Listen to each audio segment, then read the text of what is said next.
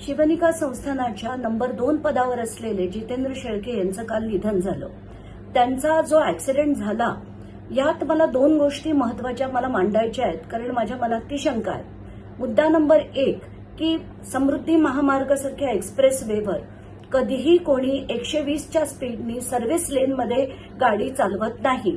ती गाडी सरळ सरळ येऊन जर एखाद्या ट्रकला रॅम झाली असेल किंवा ती पार्कड असताना ट्रक जर मागे येऊन त्यांनी रॅम केलं असेल तरच हे शक्य आहे. कारण ती गाडी जर मधल्या लेनमध्ये असली आणि त्याचा कंट्रोल गेला असता आणि ती वळली असती तर ती तिरकी असती.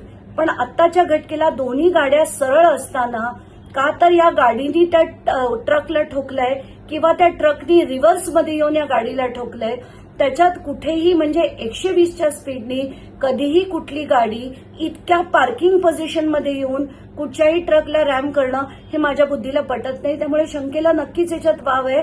आणि अस्वस्थ करणारी ही गोष्ट आहे की 3च दिवसापूर्वी ईडीची त्यांच्यावर चौकशी झाली होती.